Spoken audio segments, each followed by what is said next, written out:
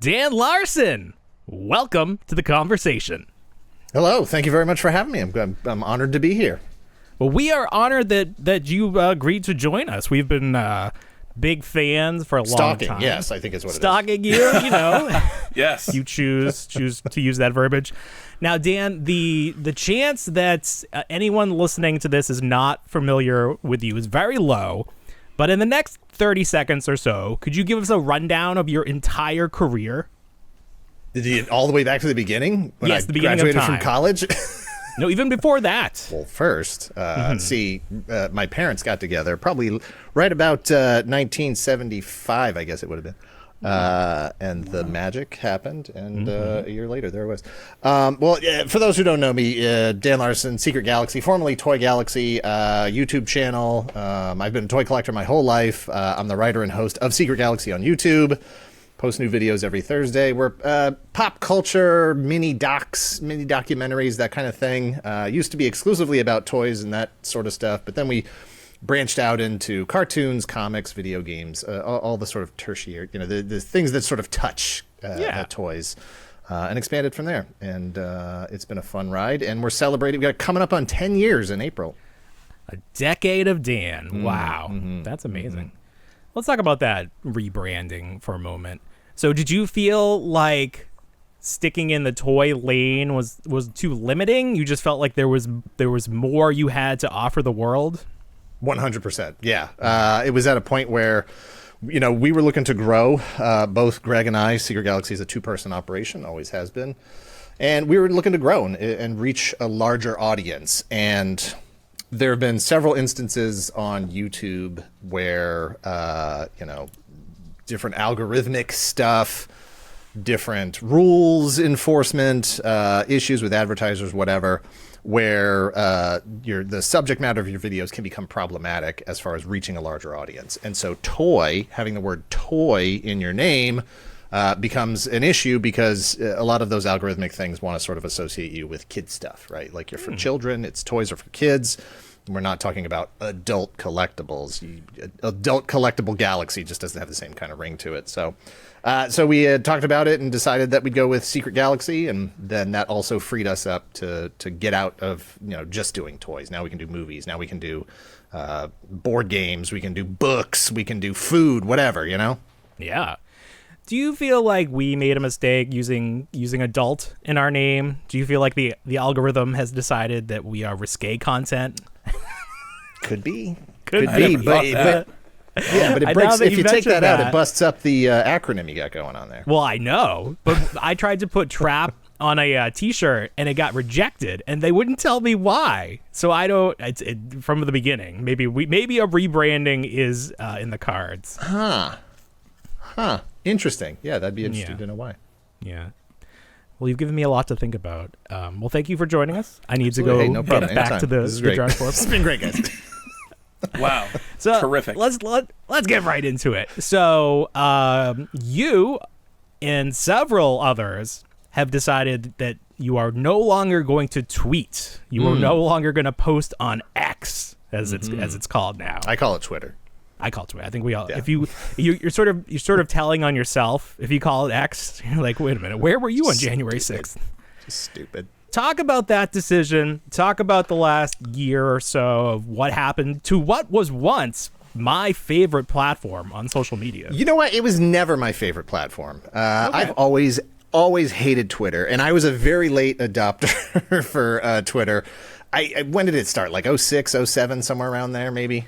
Yeah, I think 07, yeah.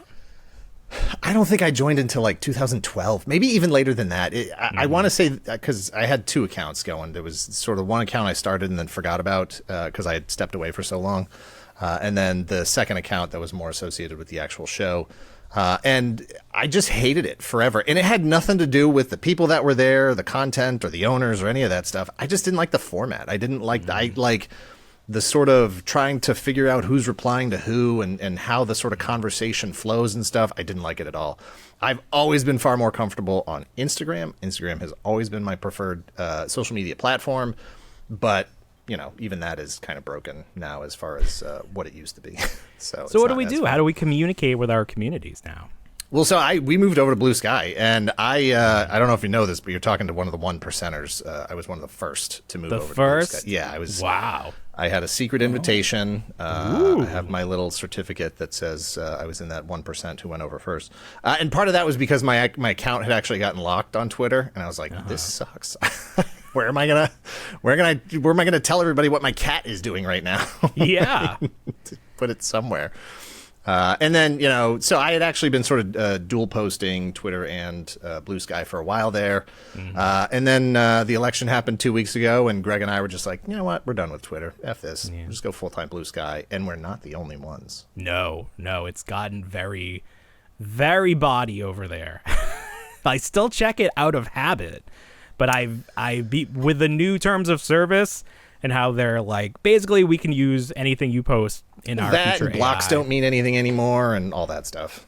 What is it? Blocks don't mean anything? Yeah, if you block somebody, they can still see your stuff. Tweets. Yeah, we're redefining what words mean, it seems. Do you think Blue Sky is going to take off this time? Facebook had their threads. I mean, Blue Sky was around. People gave it a shot, and they came back to Twitter. I think you've seen a tipping point where so many people have moved over to Blue Sky that now it matters. Because the issue with even myself not doing more on Blue Sky previously is that, until all your friends and all the journalists and stuff you follow and the entertainers and the sports and the whatever move over, there's nothing to talk about. There's nothing to look at. Yeah.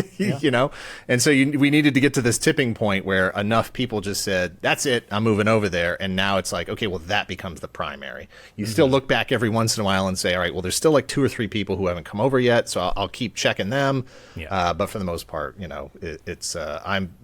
Sky is the one I open first. And then it's like, all right, well, I got to go check on those 2 people who haven't come over yet and see what's going on over there. But it's really nice right now because, one, there's no ads yet.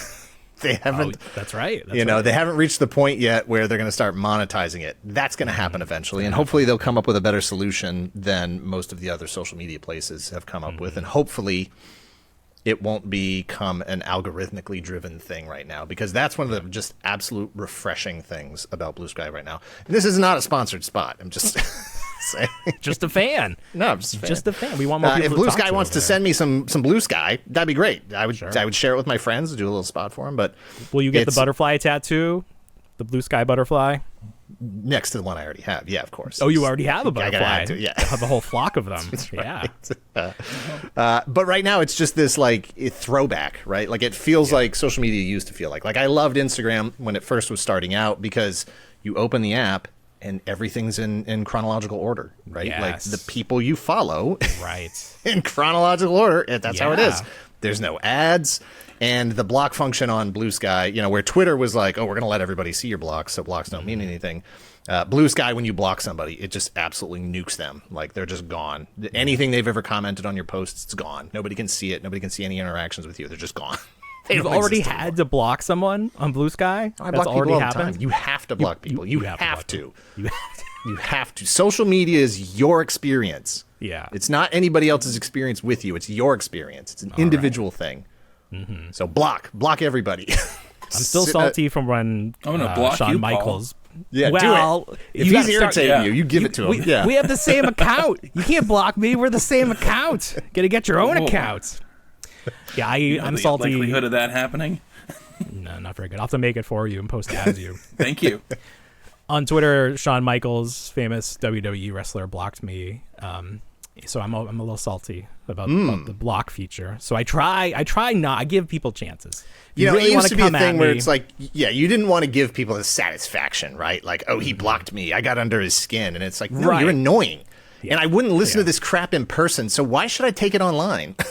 Get out of here. That's a good way of thinking about it. Yeah. Like, that's the thing with all of this Twitter stuff. It's like all these things that people like internet tough guy and whatever. It's like you would never say these things to the people in real life. You would never walk up to me and say those things. So why do you feel so bold to say it on Twitter? Get out of here. Blocked. Go away. Go yell at each other. I don't care. Do you feel like the internet has ruined society because everybody is an internet tough guy now and nobody actually sees anybody in person? It's definitely a problem for sure. Mm-hmm. It's very easy to yell at a picture of a duck or whatever anybody has as their avatar. Yeah. than it is to think of them as a human. When do we go back to message boards? I miss that. The early days, raving toy mania. Hey, I loved it. Do you know any kids? Any teens? My nieces and nephews and stuff. Yeah. Discord. It's all about Discord. Discord. Okay, that one I've really held out on, but is that where I should go? That would give me the old timer. Are you a 14-year-old boy? Oh, is that's the audience on there though? Exactly. Yeah. Oh, okay. What about us? What about us, elder statesmen of the internet? Where do right we now? go? That's what Blue Sky is right now. It's just old people. Okay. There's nobody under 35 is going to be on Blue Sky. That ain't happening. Oh, it sounds perfect. I love it. Yeah, exactly. Dan, let's talk first sponsor for the website is going to be AARP. Oh, we were just talking about them on last week's show. Yeah. Yes. I was saying that I don't think you even have to be that old to get a membership. Like, they'll let anybody in. Yeah, no, they'll start sending you stuff in advance because they know you're going to get there eventually. Yeah, that's good. Dan, let's talk about toys. You are a 2-time host of PulseCon. That's not true. It's not? No, one time. The second time I was just a guest. I was just there to play the video game. Are you for real? Oh. You I wasn't a host. No, you I was weren't not a host. credited as a host? No, I wasn't hosting. I certainly didn't get paid as a host. Who? It was just Jordan Hembrow as the Jordan single Hembrow was host? the host, Oh, we gave you too much credit then. We were saying I you were a watched co-host. the first one, and I didn't watch the second one. That's probably That's why. right. That's why that one was so much Yeah, better that'll do than it. you and Thu. Yeah. So how did that come about? I have no idea. They just reached out? Oh, yeah, no. The G.I. Joe team reached out and was like, hey, you want to be on the G.I. Joe part of the show? And I was like, yeah, sure, why not? I would rather do the whole show, but if you just want me on Joe, that's fine. Anything's better than nothing. Wait, no, for the first time, though, where you were the first time. Yeah, the first time. So 3 PulseCons ago, Thu Adams of Thu's Transformer Reviews on YouTube, he was invited to be on, and they were doing this whole like international space bridge thing as the pre-show, and so he was one of the pre-show hosts, and his whole thing was, he and 2 other people or 3 other people, whatever, were supposed to be at like different places around the world, and all this global conversation was happening, and so he had his sort of 20 minutes or whatever that he was a part of that. And they liked him, and so they brought him back last year. And initially, I think he was just going to be the only host.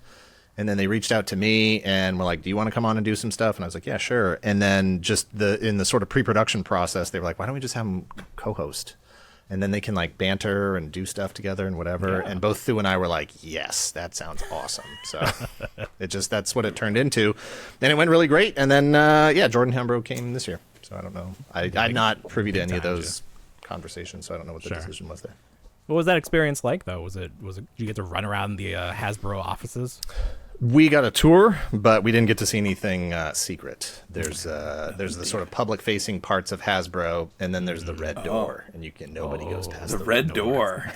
No one gets past it. What are your thoughts about Hasbro potentially moving up to Mass and closer to me? And I think you're a little further up north, but close enough, huh? Yeah, so I grew up and went to school in Providence, Rhode Island. I grew up in Newport, Rhode Island. I went to school in Providence, Rhode Island, literally like 2 exits down from Pawtucket, Rhode Island, where Hasbro has been located forever.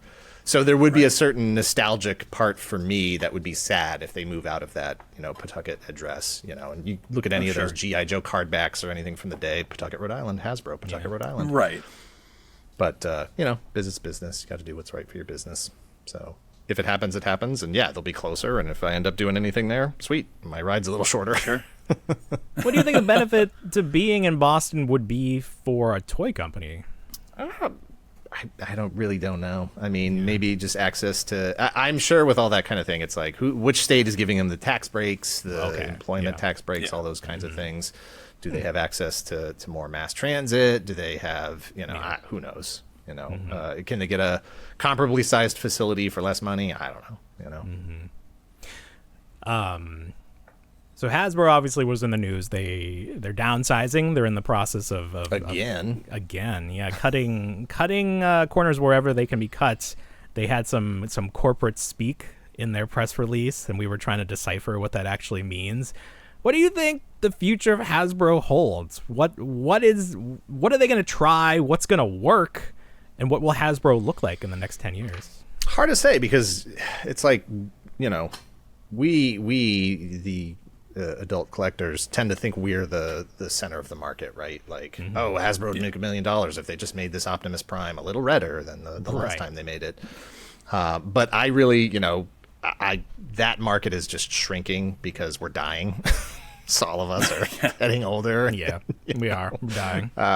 So it's just inevitable that market has to move on. And whether it's Playmates or Mattel or Hasbro or whatever, it's like they have to be engaging the future audience, the kids.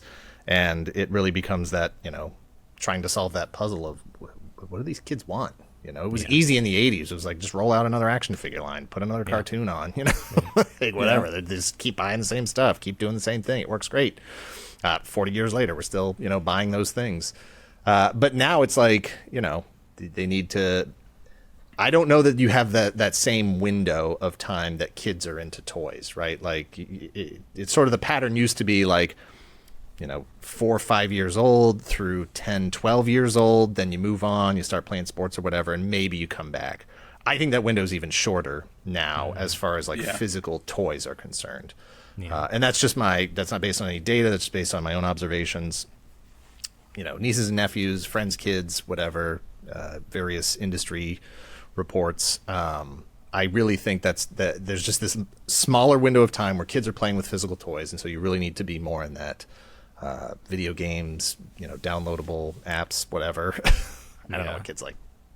That immediate gratification stuff, exactly. Yeah. And I think that's really. But I've been saying that for a while, so who knows? Maybe it makes a big comeback, and I don't know if we're about to get hit with tariffs on physical objects out of China. That ain't happening. So kids aren't going to get into toys that way. Yeah. While you open the door, let's walk through it. Sure. The future of this country, a little uncertain, I think, to put it kindly. There were some things promised, whether those transpire or not. The way that people spend their money could change drastically in the new year. Toys will probably take a back seat to, food, the essentials. So how do toy companies react to that? What can they do to stay afloat?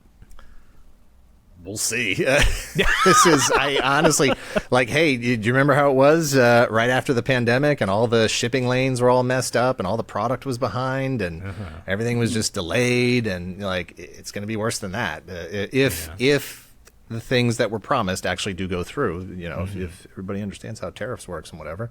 Sure. I think it's going to be real ugly. It's going to be real bad. And I think that a lot of this adult collectible stuff is going to be greatly impacted.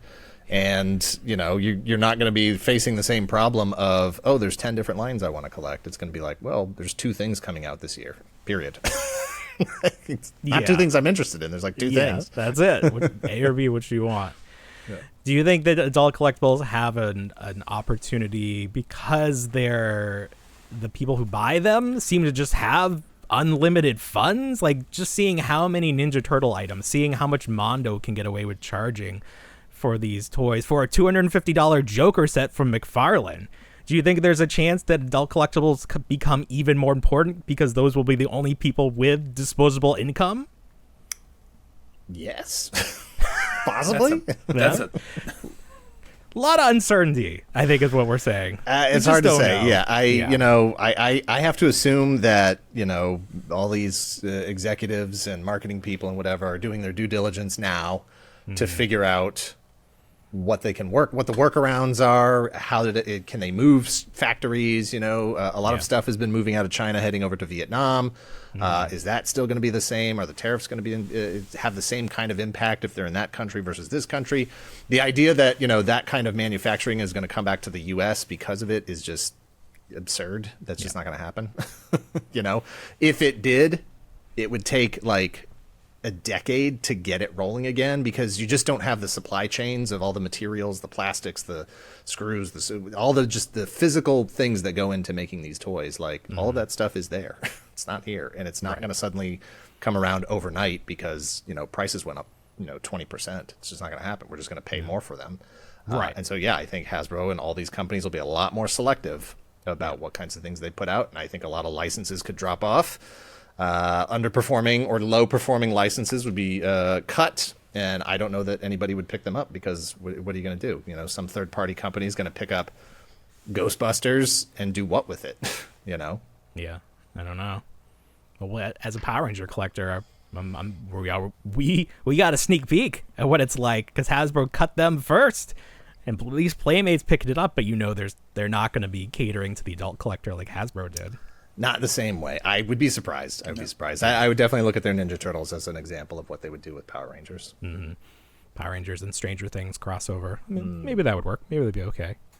Yeah. Maybe now we just start 3D printing our own toys. Maybe that's the future. It's an option for sure. For sure. I was just at Legion's Con last weekend, and 3D printed stuff is huge there. Nearly every table, custom heads, custom accessories, all kinds of stuff. I don't really know how that ecosystem works as far as like who makes money off of what, other than, you know, that I was paying money for physical objects that were in front of me. Would it pay off better for me if I bought my own 3D printer and just cut out that middle person, you know? Mm-hmm. I don't know how that would work, but I think, I think that's a good observation that that's a potential area of exploitation to take advantage of a suffering market. So we're talking about toy companies dealing with problems that they did not create. One problem that the toy companies, Hasbro in particular, created for themselves, plastic-free packaging. Can you talk about the disaster that was plastic-free packaging? Did you guys like it? No. I was never hurt by it. But you never heard. Well, I was hurt. What personally. happened with you?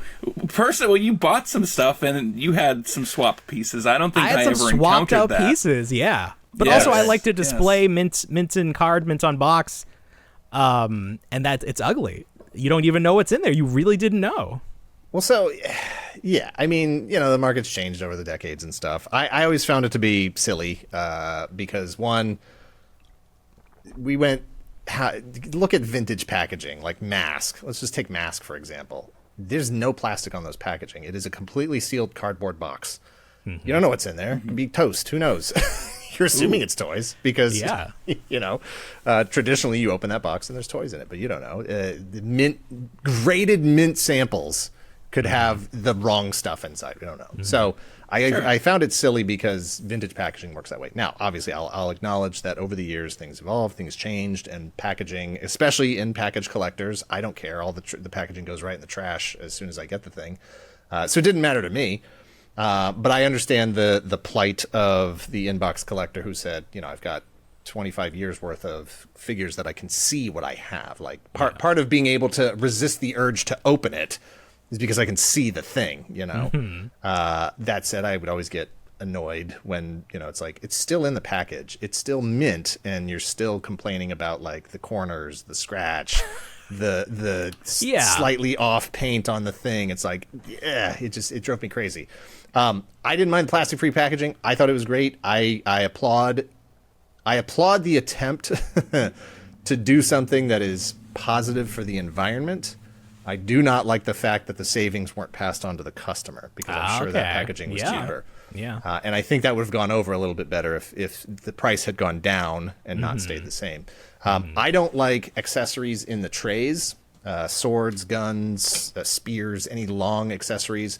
I don't like them in the plastic trays because inevitably they get bent. They get warped and bent and stuff. Mm-hmm. And I feel like when they were in the plastic-free packaging, wrapped up in the little goodie bag in the cardboard box, I had a much better experience with accessories in good condition.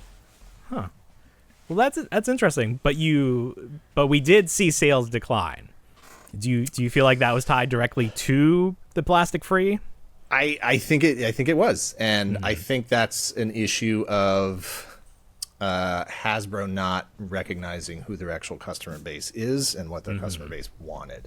Mm-hmm. And regardless of me saying I don't mind, clearly there were a lot of people who did mind. Yeah. And it's ridiculous that on one hand you have Hasbro trying to do plastic-free packaging, and then I don't know if you ever bought like any like Joy Toy. Do you know the Joy Toy company?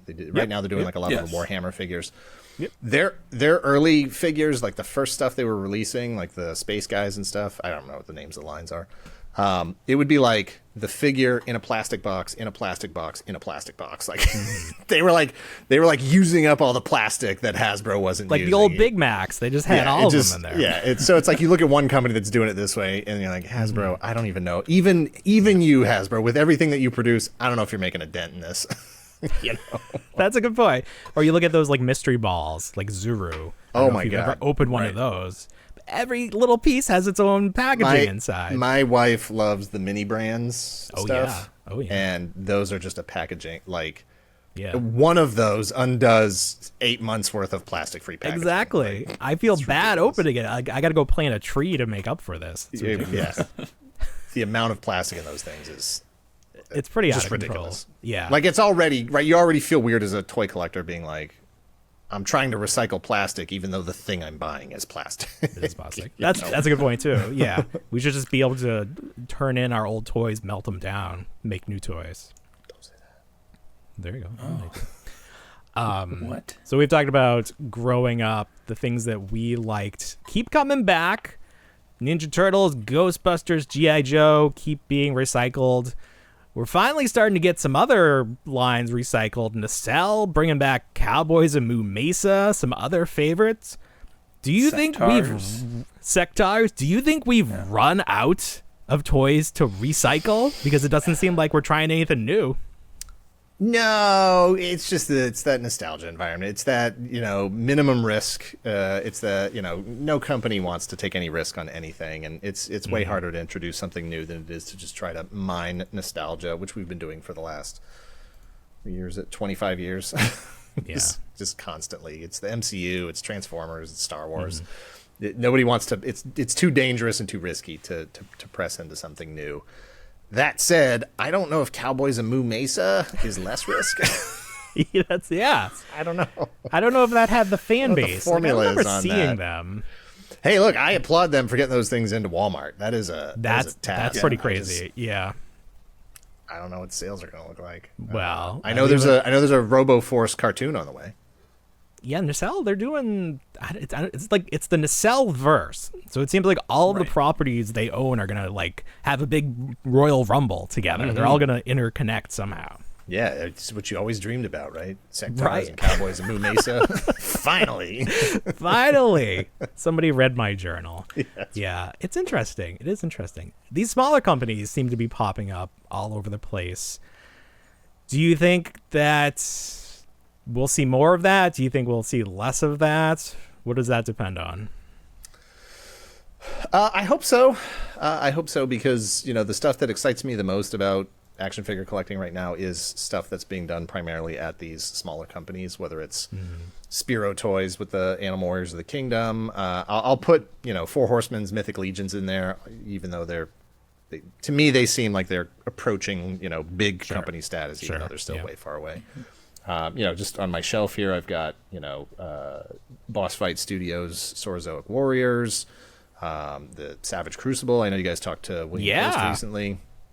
All of these companies, Brutal Realm, that are kickstarting these brand new toy lines that are introducing new IP, new characters, new mythologies and stuff. It's very exciting, and I really hope that this next year, 2, 4, isn't that detrimental, that it kills that, and that all we see survive are the giant corporations that can afford it.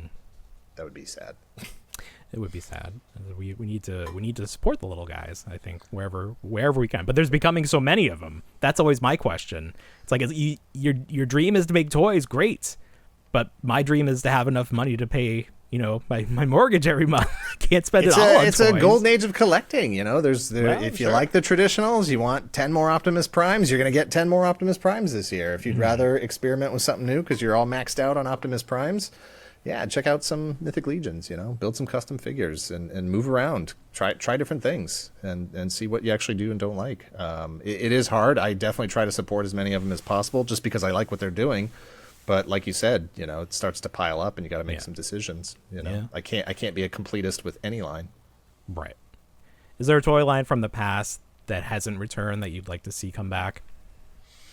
I keep pushing for Mask and Centurions or some mix of Mask and Centurions or whatever. Just not that I actually care. I don't really care that much. If those things never came back, it wouldn't bother me. I've still got the vintage toys I want.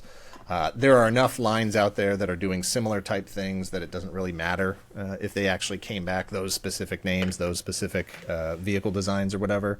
But it's like, yeah, if you've crossed everything else off the list, might as well grab those too. Might as well, yeah. Like, whatever.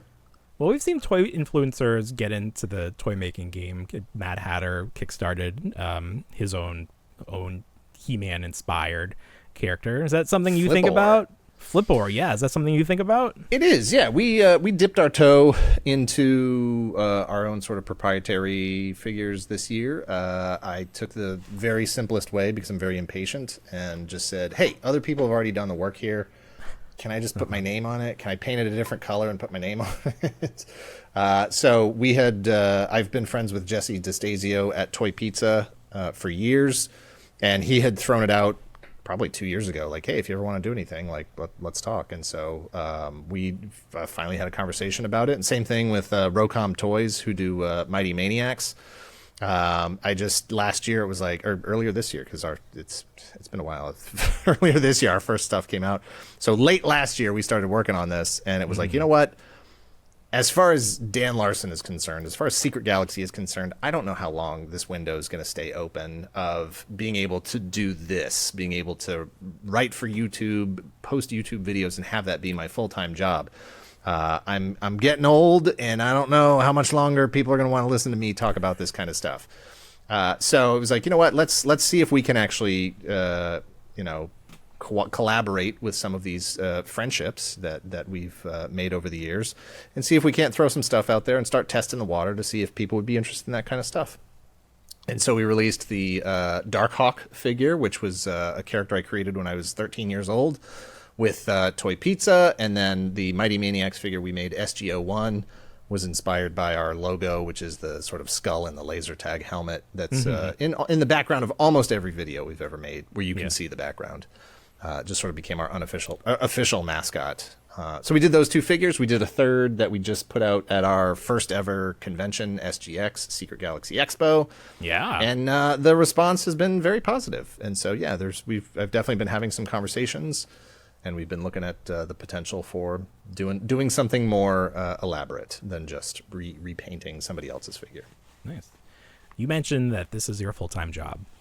Can you tell me step by step how you made that happen? Because I would be very interested in doing that as well. Step one, it's going to take 10 years. Okay, good.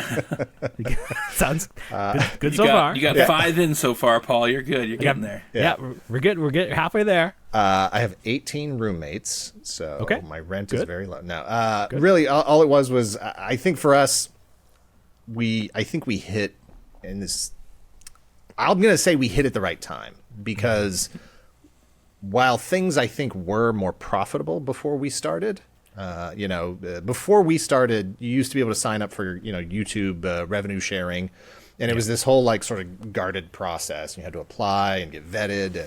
And there was a lot more money being shared by a lot fewer channels. And then before we actually reached to the point where we could start, being a part of that system, they opened it up to basically everybody, and you just had these minimum requirements you hit. It was like 1,000 subs and a certain number of hours viewed, and then you were automatically eligible. And so now you took this pile of money and you spread it out over a lot more people. And so the dollars per view went down. And so the threshold to actually be able to make more money became a lot more difficult to achieve.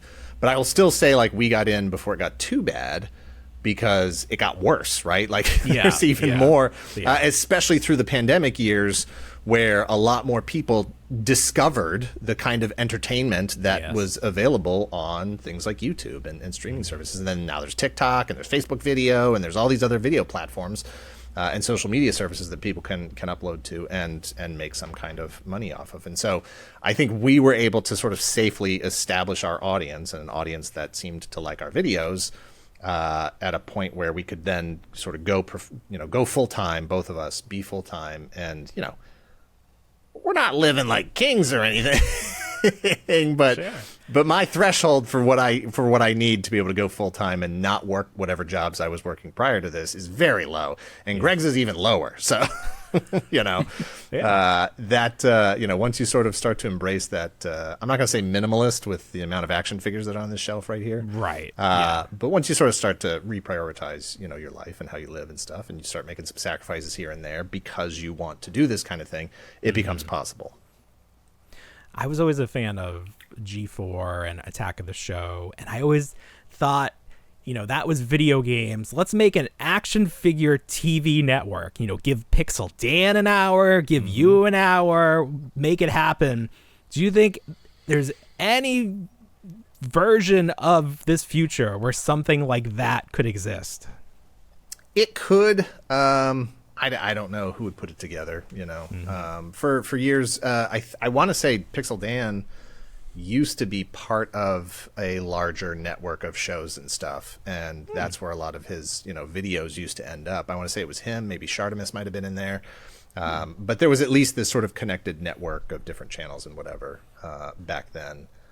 I don't think it was as profitable because you sort of got to give away 10 or 20% or whatever it was. Right. Yeah. But I don't know. I mean, could there be some Roku channel or some Apple TV channel or something like that? Yeah, probably. But you'd need somebody to put some money into it because you would be asking, the people making those videos and stuff to sacrifice some of their income because either you would need them to have exclusive content, right? Because yeah, you don't want it over here if you can just get it for free on YouTube. That's true. Yeah. Or you're just going to need to throw a lot of money at them to get them to go full time, produce more content, make more original stuff. Yeah. Build a house, like the TikTok house, but instead of 20-year-old women, it's just us. Yeah. Making content. Look, there's definitely a market for some kind of action figure toy related thing. Nacelle has done, Toys That Made Us. That's true. History Channel has done Toys That Built America. There are places out there where this kind of stuff is watched. I just don't know that, 24-hour programming, and it's like, up next is, 30 minutes of Robo, followed by The D Amazing Show. Like, I'd watch it, but I don't think that there's a big enough market for that. Maybe and this is what saves toys. We got to get that younger demo into toys, and this is how you do it. You talk to them through the you don't talk to them through the old attention people. span for it. Yeah, that's true. Well, it's just it'd have to be quick. We'll do 30-second 48. clips. Yeah, well, that's true. How many? We do 1,000 episodes a day. And you got to turn the host has to be like a talking shoe or something. Like it can't be an talking old person. shoe would be good. Yeah, Yeah. that would be fine. Something silly. Well, listen, you were a fan of wearing costumes. You wouldn't wear a talking shoe costume. Oh, sure, yeah, no, but that's the thing. You just happen? you got to get the face off of there. The kids aren't going to tune in for these faces. You don't think the kids like these faces? These kids love us. Come on, make us I get squish. We look like all the time, Paul. I squishmallows. don't know about that. Squishmallows. We're squishmallows. The kids love that. Yeah. They're gonna run up to the three of us and think they're getting 75 cents because we're each gonna pull a quarter out of their ear. Oh, we're the uncles. Yeah. Oh, you want a dad joke? Well, speaking of our faces, something that we all have in common is we love action figure versions of ourselves. Sure. We all have our own selfie series, but you have been blessed with many different action figures that just happen to look like you. I got one of those faces. You just got one of those faces. Just one of those handsome Caucasian male faces. Were you upset at the casting of the new Fantastic Four because you're not going to get any more faces that look like you? No, it's whatever. I'm totally fine. Look, hey, Mark II Designs, he did an actual head scan of me and look at painted it that. up and sent it to me. Yeah, no, this is perfect. That's You're not going to nice. get any better than that. No, wow. Yeah, I was pushing the guys from Collegiate Legends, like the next one you do. Like you can barely see the face. Just put a little paw under the head. Come on. Yeah, just throw a little pair of glasses on him or something. Come on. That's it. Yeah, because when I take my glasses off, nobody knows who I am. Like, Who's this guy? My eyes become small like Milhouse on The Simpsons. It's very strange. Very strange. Dan, you are a guest columnist on Toy Collector Mag. Did I pronounce that right? Correct. That is because the there's correct no name of the magazine. You have to go collector. Yeah. Hey, there's still magazines. How about that? I didn't even know they still make magazines. I wrote. I think I'm in every issue from 2 to 12, maybe somewhere around there. Wow. I don't know what issue they're on now, but I was definitely writing for that. And unfortunately, I did have to step away, and so I think I've just sort of contributed 2 or 3 things here and there since then. But I was really interested in helping that magazine get off the ground and hopefully trying to find some kind of foothold to see if that was something that people would actually go for. I think Blake Wright, who runs it, is just, that's been a passion for him. Mm-hmm. And that was what it was going to take to get it done, was somebody who was incredibly passionate about it, believed in the medium, and really, pushed and spoke to the right people and had those connections to make something like that into a reality. So I was happy to help out, and I'm glad to see that it's still going. Yeah, they're getting some big scoops. Definitely, see their name a lot. Growing up, I loved Toy Fair magazine. Like, that was every month. I'd be like, oh yeah, but I wasn't much of a reader. Like, I really gravitated towards the little one shots and the Twisted Toy Fair theater. Like, that's what I was interested in. Yeah. No, I get it. And I, Toy Fair was kind of a weird thing. I loved Toy Fair magazine. Obviously the pictures was most important because there was no internet, so you were getting that. Yeah, that was the only that's place you get that kind of news. I always felt like it was a little bit of a ripoff because every month I was paying for a third of the magazine that was just a price guide. That's very true. Yeah, the price guide was meaningless to me. I did not care about that. The only reason I looked at those pages was because they had the big shots on those pages. True. They were smart in that way. They were definitely smart. Just could have been a half size magazine or published half as many times. That's true. Yeah, I have like a collection of those.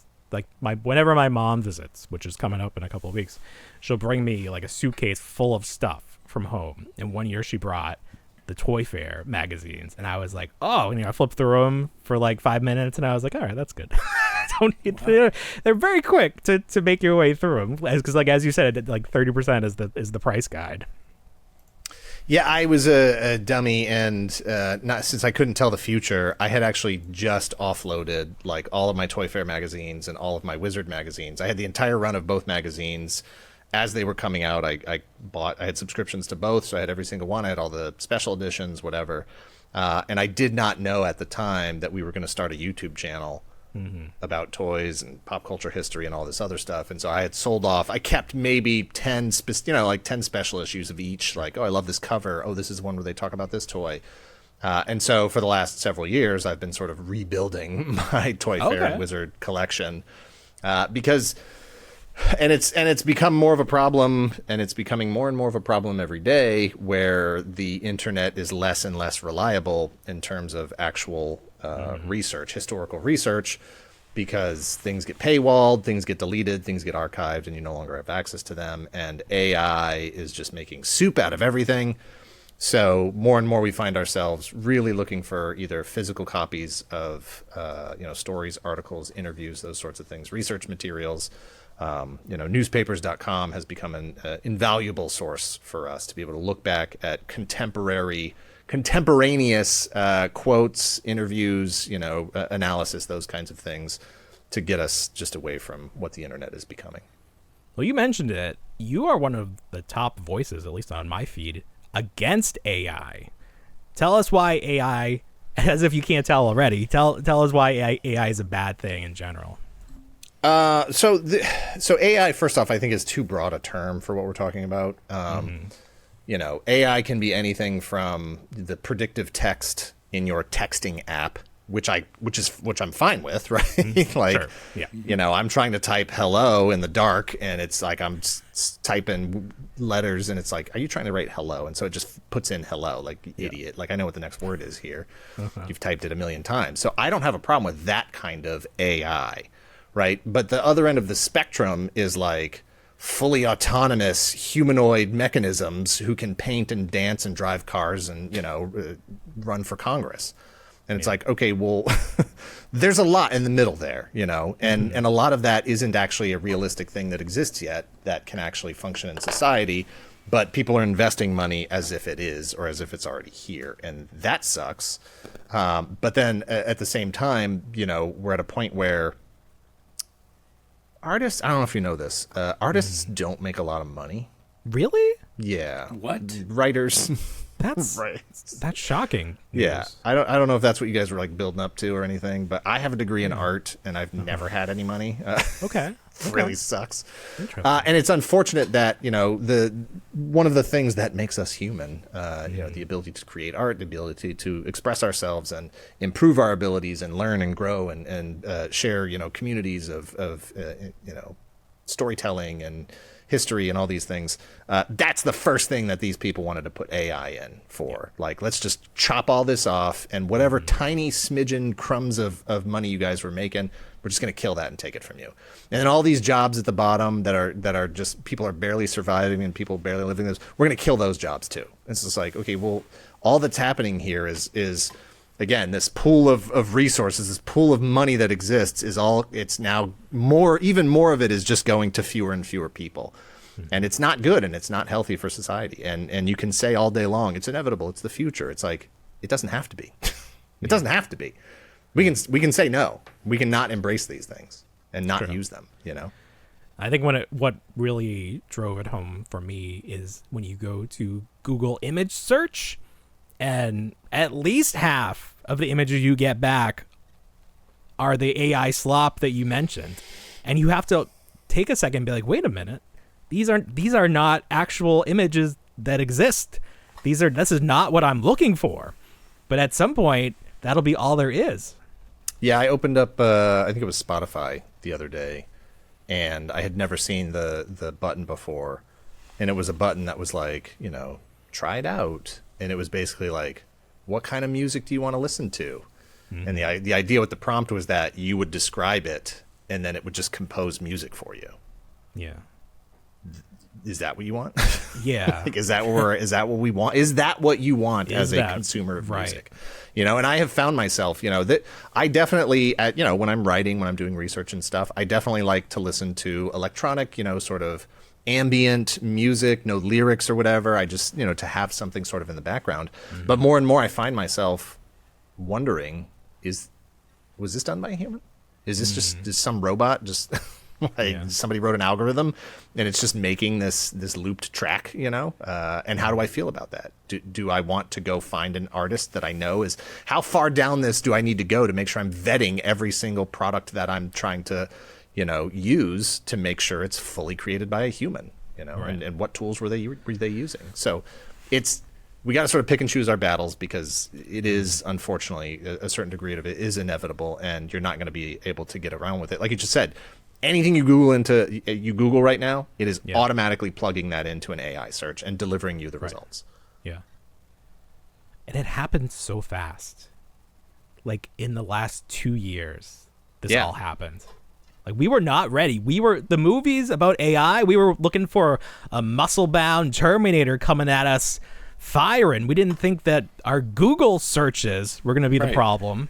Well, that was the whole premise of Terminator 3: Rise of the Machines. It was the software was Cybernet at the end. Right. Yeah. So,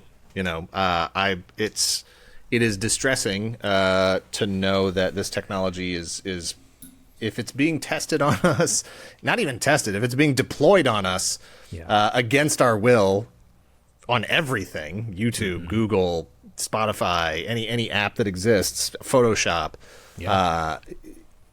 we're not asking for this, but we're being forced to do. There's a couple wars going on right now, and I'm pretty sure those dancing robots have the AI, and that all is being tested out there as well. And so I don't really know how far away we are from, the skeleton robots stomping on our dead skulls. Did you watch Severance on Apple TV? No, I did not. Okay, check out Severance. The second season, it's directed by Ben Stiller. It's delightful. It's have you heard of it? Oh, yeah, for sure. Okay, it's very good. If you take anything away from this interview, watch Severance. Got it. It has not been explained yet what they're doing, but I feel very strongly that it's somehow clone AI related, and they're trading them, and they have no idea they're doing it. Mm-hmm. So I'm just preparing myself, because media has a pretty good track record of predicting what the future is going to look like. Like, we didn't get the video phones from Back to the Future. We kind of skipped right to the iPhones, to the tablets. But in terms of predicting humanity's downfall, we've seen a lot of versions of that. Yeah, and the thing that as someone who has, wanted to draw, wanted to create characters and tell stories, and I for years I was a self-publishing comic book artist and making my own online comics and those types of things. It just really hurts. It stings to see that sort of the first embrace of this technology has been by people who want to use it to hurt, to cause pain to people. And, you see these artists who actually are full-time professional artists who are making a living, who are succeeding. They become the targets of all of these AI slop producers. It's not like, give me a cool summer evening, with robots in the foreground. It's like, give me a cool summer evening with robots in the foreground in the style of this specific artist. Right. Yeah, exactly. Because there has become this parasocial hate because they want more, but the artist won't give it to them. Like, I love you so much. Well, you have to pay for the work still. I don't want to pay for it. I want it for free. Yeah. And now the technology is here where I can get it for free. I don't have to worry about you anymore because enough of your work has been fed into this robot that can now reproduce your work without you. And I can take away the personal satisfaction of destroying your life. You don't get to have a job anymore because I don't need you anymore. And it just really hurts that that's sort of, those are the people leading the charge for AI crap. I'm sure you saw that Coke has a commercial out that's all AI Is that generated. real? As far as I know. I thought that was like someone's like, wouldn't it be crazy if Coke made their commercial with AI? Maybe. I just saw it and just kept scrolling. Yeah. Well, then I saw someone being like, Pepsi could do has the chance to do the funniest thing because you can't copyright AI. That's terrible. There's no Coca-Cola. You have no excuse for that. Like, no, that could be what turns the tide when people realize, like, wait a minute, this is not okay. I think the average person just doesn't even notice. Just doesn't notice. That's fair. There's just not that sort of awareness to even to look, like to really tell what the AI stuff is right now. And it's going to get better and it's not going to be as easily detectable, but it's like the whole fingers thing and the weird teeth and hair that doesn't quite look right. And, there's an extra limb in this picture, like I don't use Facebook a lot because I hate it. But every once in a while I log in there to check whatever, get a message from somebody, and somebody in my timeline, which means it's a friend or a family member, has reshared some picture that's like, oh, TikTok girls get all these likes. How come this Navy veteran never gets any likes? Right. And it's just some AI garbage picture. And I'm just like, they don't even know. They don't even know that this person doesn't exist. This photo never telling happened. On themselves. It's like, yeah. And it's sad. And it just, I don't know how you fix that other than waiting for everybody to die off. I don't know if you can fix it. That was always my thought, but then there's a whole generation right behind them. Yeah, there's like young people and stuff. It's going to take them even longer to die off. That's what I'm saying. Our generation, we were talking about this the other day. We are cursed because we grew up before the internet, but we grew up with the internet, and we have this superhuman ability to decipher when things are fake or a scam that no other segment of this population seems to possess. Like, why can we see it as clear as day, but no one else can? Are you just literally counting the two of you? Because I think you're being way too generous to the entire generation. Okay. No, well, we were saying millennials. We're elder millennials. Yes. So it's right. Anyone that grew up before the internet, but then still used it as a kid, I feel like that group right there has this ability that no one else has. Not our parents and not our kids. I still think it might be overestimating people at this. You think it's smaller than that? Samples. Yeah, you think it's smaller than that? I think based on the most recent United States election for president would beg to differ. Well, fair enough. Maybe my my bleak view is not bleak enough. I don't mean to squash out what little sunshine you have left. Please indulge. It's gone. I was going to ask you because the world is so dark.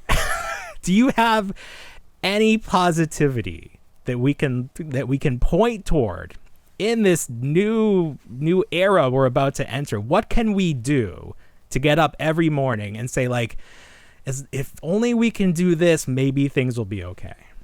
Yeah. Hey, look, I'm being realistic is one thing, but also, you know, not losing who you are and what you are and what you like to do, and your, even if it's just the little things in life, you know, that's just as important to battling the forces of darkness than anything else, right? Like whether it's a little fight, you know, in your life, just sort of general dissatisfaction with where you're at professionally or in a relationship or something, or if we're talking about big existential things like, you know, fascism and you know, AI, robots, and the, you know, World War III and whatever else.